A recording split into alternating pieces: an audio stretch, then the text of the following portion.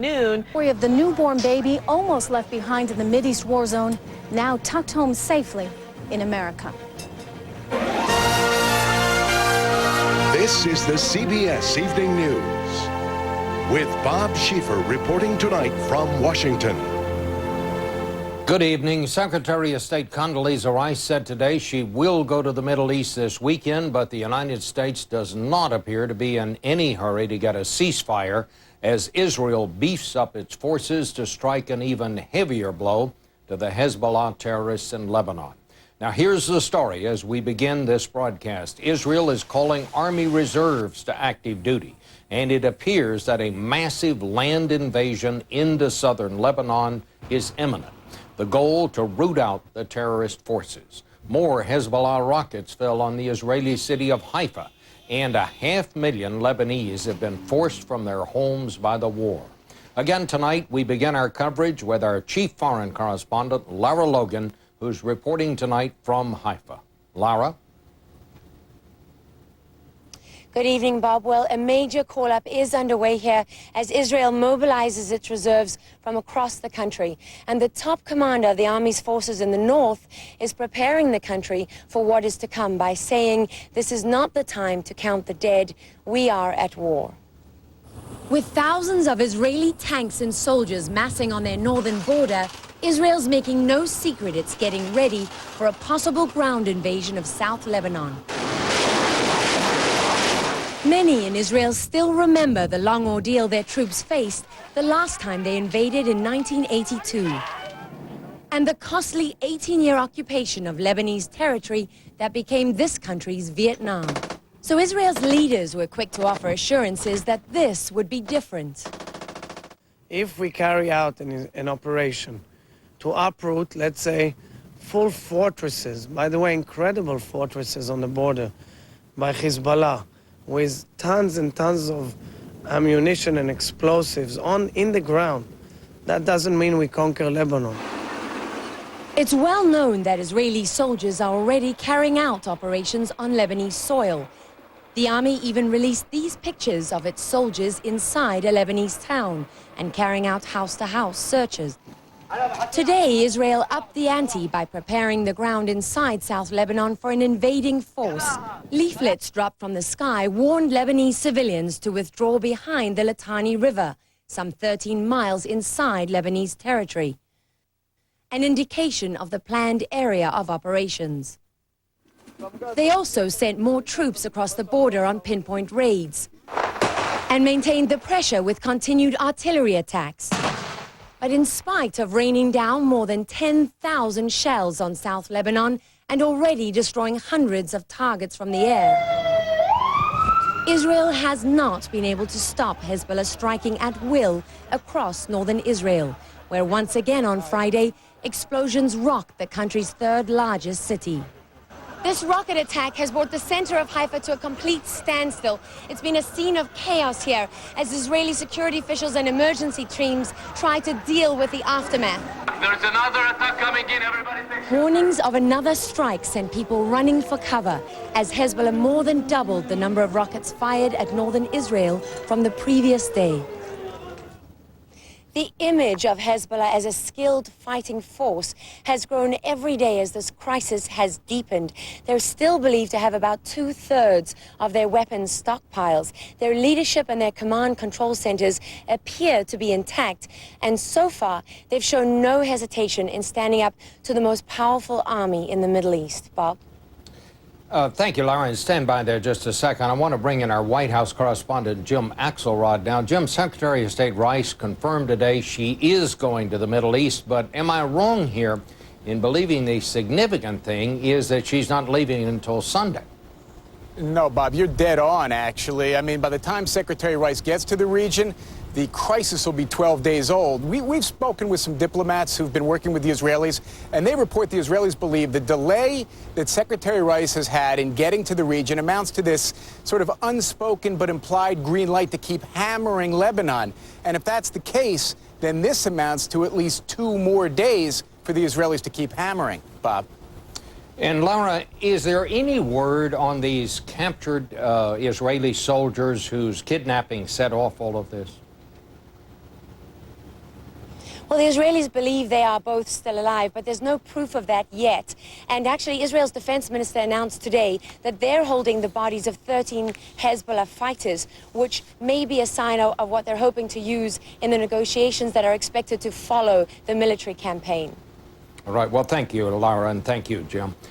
We want to go now to Beirut, which has been under intense bombardment all week. That is to say, certain parts of it have been under intense bombardment. Our Elizabeth Palmer has been in the Lebanese capital almost from the beginning. Elizabeth? Good evening, Bob. Yes, Israel says that it wants to crush Hezbollah, but in spite of that intense bombardment, as Lara said, there's no sign that it's happened yet. 10 days into this war, Beirut is a city with two distinct faces. A small, poor area home to Hezbollah's hardcore is being systematically bombed into rubble. A much bigger, more affluent area remains virtually untouched. This morning, Hezbollah showed journalists around the ruins of its former stronghold. But no one was allowed to stay too long. For one thing, there was the risk of another airstrike. But Hezbollah is also determined that outsiders will only see what it wants them to see. As soon as we got out of the car here in the bombed southern suburbs, we were approached by Hezbollah representatives on motor scooters. 3 times in 10 minutes, they stopped and questioned us to try and make sure we were not Israeli spies. Then they agreed to take us to an area nearby where support for Hezbollah runs deep, but the buildings are still standing. To these people, Hezbollah is winning this war. Its TV station, bombed flat days ago, is still on the air. Sustained airstrikes failed to kill its leader, Hassan Nasrallah, and Hezbollah rockets are still hitting Israel. Jihad Lakis makes no secret of the fact that he is a trained Hezbollah fighter. Are you afraid to say you are with Hezbollah? Not afraid from this thing, no. I'm one of them. The militant Hezbollah area that's been bombed is on the city's southern edge. Everywhere else, life is surprisingly normal. Shops are open, traffic is heavy, and because frequent power cuts interrupt air conditioning inside, many Beirutis are outside, taking the air and waiting to see if and how far they too will be dragged into this war. They already know that the country and the economy, of course, has been badly battered, and it's going to take years to recover. Bob? Okay, thanks, Liz. For the 500,000 Lebanese who've already been dragged into this war, dragged in and then driven out of their homes, there is little to do but wait and hope for the bombs to stop. But as always, the worst of times sometimes brings out the best in some. Here is Lee Cowan. In her rush to flee Israeli airstrikes, this 80-year-old Lebanese woman has only now the time to mourn. We found her, tears rolling down her face, in a schoolhouse that has now become her new home. My son and daughter are still under the bombs, she told us, but at least I found this place. This place is just off the only evacuation route left. There are no luxuries but a roof. It's all taking place in what looks like one of the most peaceful places in Lebanon, high up in the mountains, the Mediterranean there off in the distance. But those who seek refuge here can still hear the bombs falling off in the distance. They can hear the unmanned drones flying overhead. And there are some 500,000 people just like them in the same circumstances or worse. But what's different about this refugee camp is it's not the work of the Lebanese government or some international humanitarian group. It's actually the brainchild of this high school student, wise beyond his years and a study in compassion. Last year, when he was just 16, he created his own aid agency. He called it Volunteers with No Constraints. We should not look at our backgrounds, our religious backgrounds or our political background. The only thing is that we should look at is who needs help and give him his help. If an Israeli needed help, would you offer? I would be the first one to look to give it. Because I'm saying no constraints. That means regardless if he's Jewish or Israeli or Muslim or Christian, regardless of everything, if he needs help, I'm there to give it. He lives that promise. He's even made room for refugees in his own family's house. The younger kids make me feel really sad and really sorry for what's happening. When they just, if you won't give them crayons and papers and ask them to draw, the only thing they draw is war.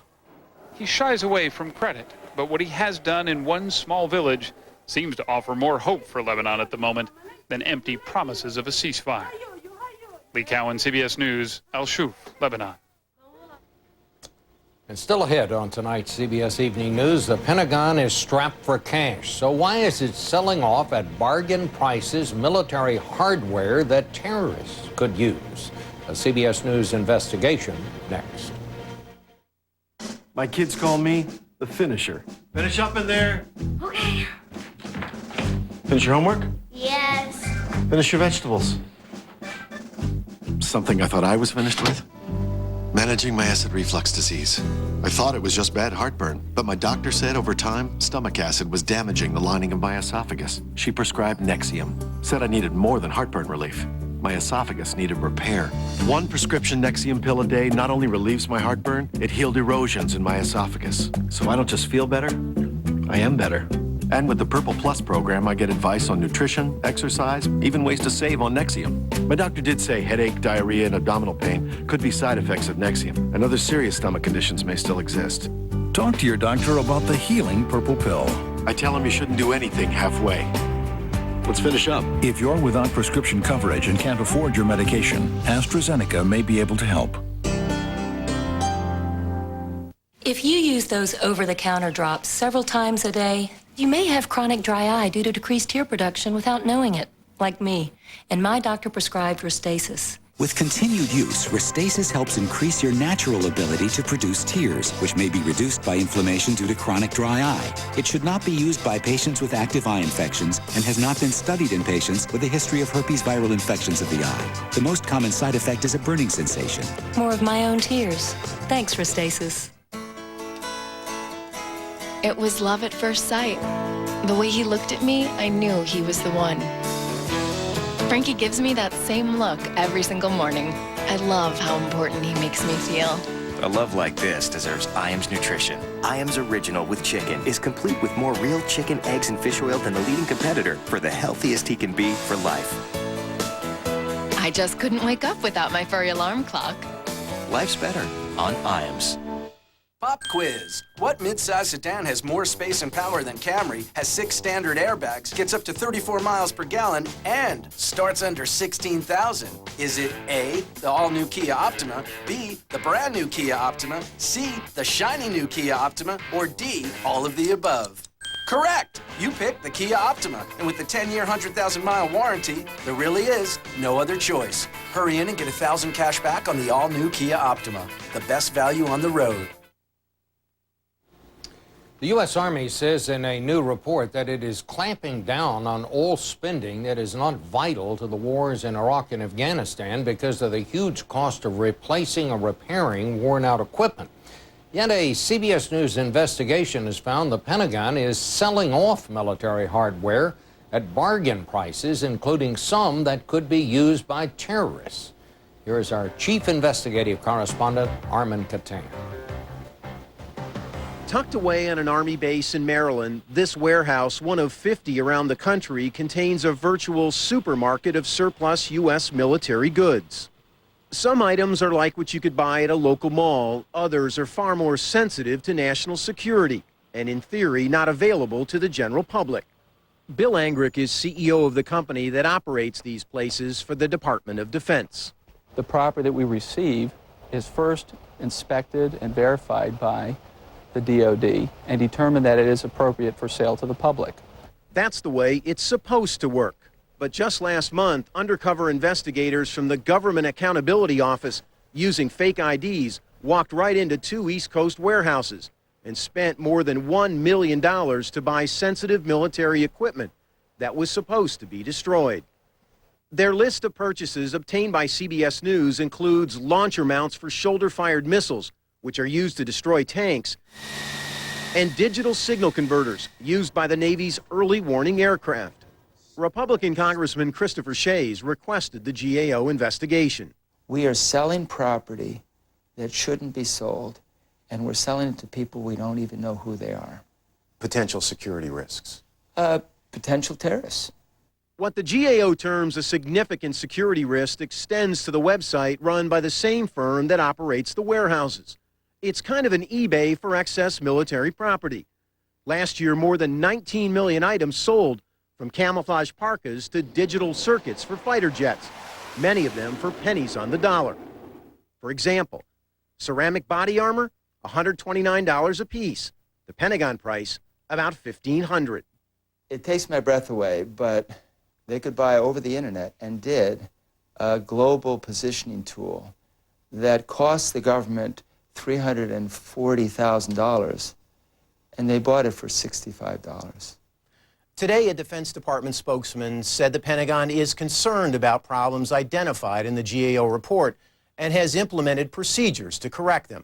Next week, Congressman Shays will hold hearings on this very subject, Bob. Thank you, Armin. Coming up next, America's long-struggling airlines are making a remarkable turnaround. We'll tell you how they're doing it in a minute. The CBS Evening News and tonight's Eye on America segment are sponsored by new Advil PM. Stop hurting and start sleeping. There are so many aches and pains that keep you from getting a full night's sleep. But starting tonight, there's a new PM that has them covered. Introducing new Advil PM, the first and only PM with Advil. Now get multi-pain relieving power plus a non-habit-forming sleep aid to gently ease you to sleep. Nothing's proven better on tough nighttime pain. When aches and pains keep you up, there's new Advil PM. Stop hurting and start sleeping. Mom, these are awesome.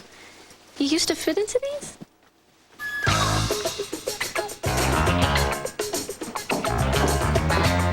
Total, 100 calories to help you lose weight. 100% whole grain to help keep your shape. Hey, sweetie, I want those back. Oh, baby, give me one more chance. Totally manage your weight. Oh, yes, you're excited. I know what you're thinking. You're thinking Beneful. You've never seen anything like it before. It has wholesome grains, real beef, even carrots and peas. So there's carbohydrates for energy and protein for those serious muscles. And you even get some vegetables. So happy. Love it so much you only think you're getting spoiled. Yes, you do. But it's good for you, too. Healthful, flavorful, Beneful. Beneful brand by Purina. This is a very uncomfortable situation. Sales are flatulent. I've remained silent but deadly about this problem so far. Got gas on your mind? New Gas X Thin Strips dissolve quickly and relieve gas fast. Gas X, pressure's off. Now, the Hall of Fame eye drop. New Clear Eyes, triple action relief. It gets redness, dryness, irritation out. A triple play. Wow, new triple action relief. Three-way relief from Clear Eyes. Because Daddy never hugged me. Because Daddy never hugged me. Because Daddy never hugged me. Because the more guys notice me, the more I love myself. Because I make more money than you. Because I make money for my shortcomings. Because I'm compensating for my shortcomings. The Volkswagen Passat. Lowest ego emissions of any German-engineered sedan. Right now, get 0% financing on all 2006 Volkswagen models, excluding Rabbit and TDI models. Like the rest of us, airlines are paying sky-high prices for gasoline. So here's some news. In spite of high fuel costs, airline profits are actually rising. How can that be? Well, here's Kelly Kobayea now with Eye on America. Hello. This is just what the airlines were hoping to see this summer. Full flights and families paying for vacation. And the only reason we're flying now is because it's so far. With tax, it would come out at $425. Airlines have raised fares more than a dozen times over the last year and cut back schedules in an effort to reduce costs and boost revenues. And it showed in big second quarter profits. American Airlines made its biggest gain in 8 years, $291 million.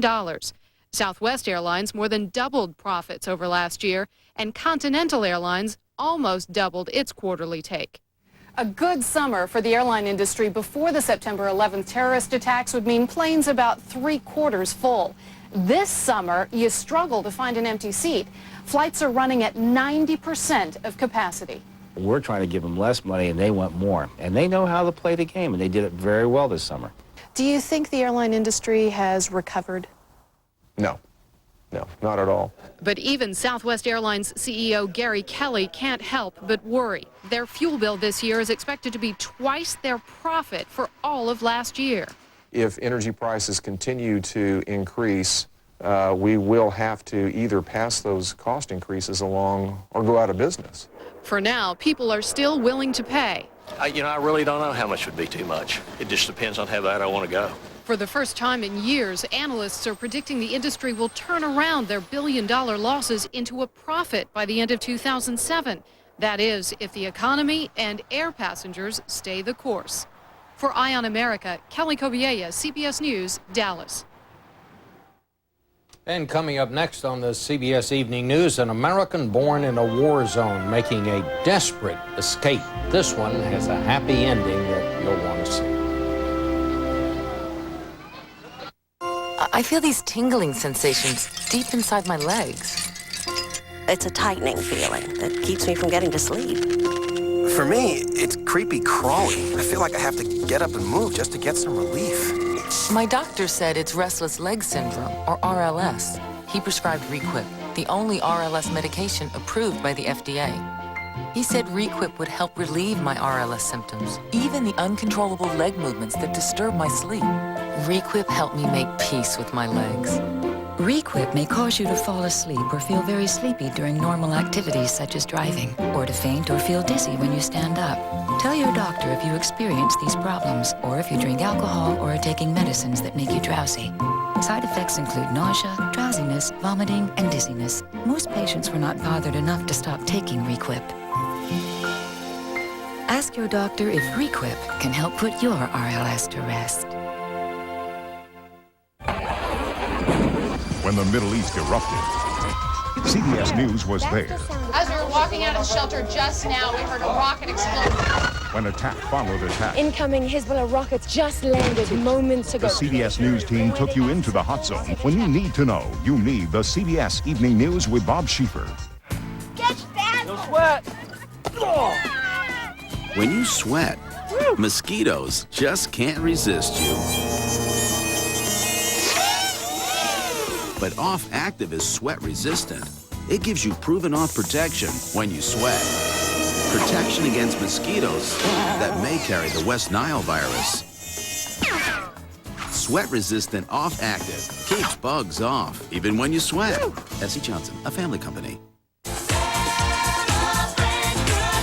Lincoln Mercury has some of America's hottest selling new models. And to celebrate, every 2006 Mercury has the hottest deals of the summer during the Lincoln Mercury Celebration Clearance.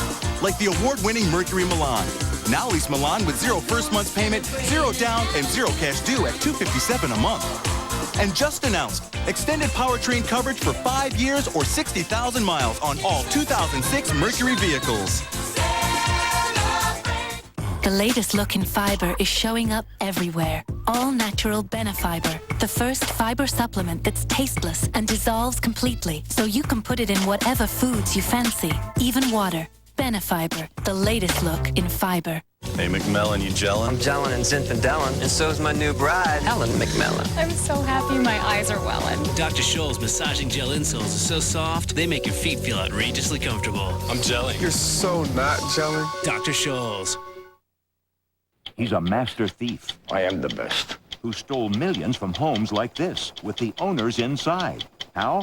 Find out Sunday on 60 Minutes. We hear all the statistics, how many have been displaced or killed or hurt by this latest Middle East war. We hear the two sides give their reasons why it happened.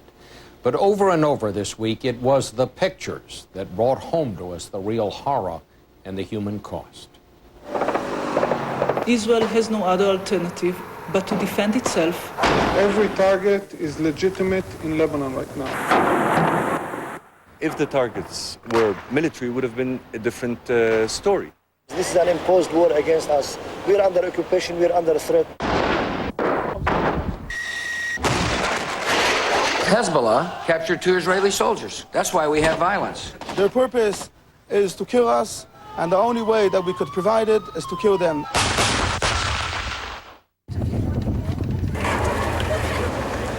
Crying because I'm saying goodbye to friends who have decided not to leave. This is all Israel's fault, and I'm so mad. The root cause of the problem is Hezbollah. Hezbollah has many surprises that are going to unfold.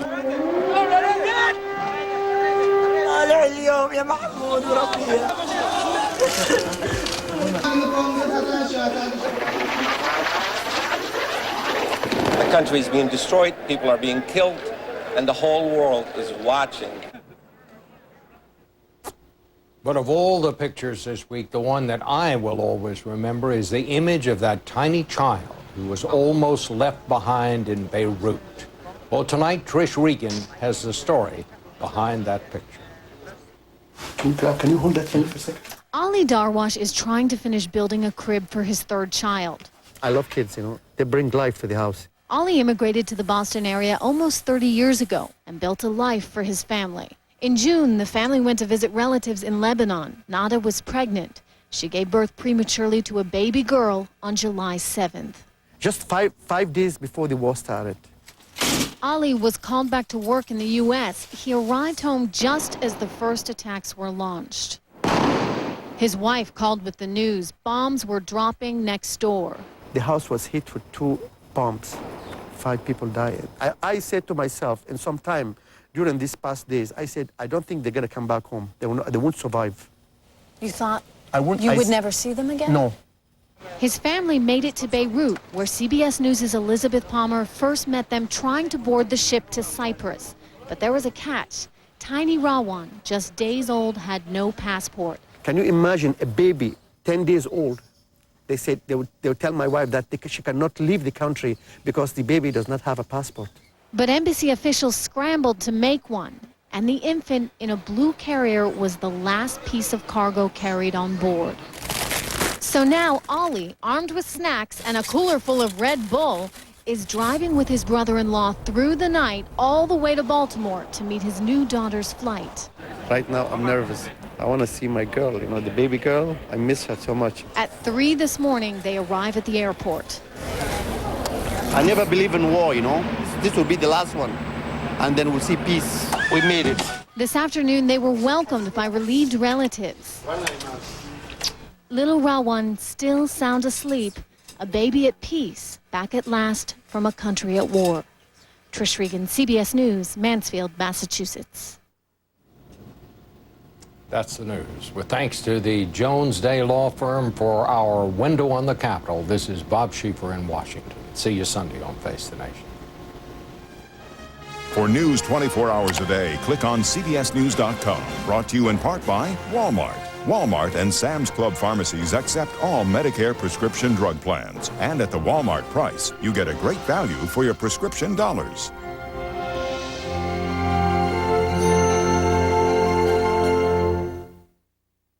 This is CBS.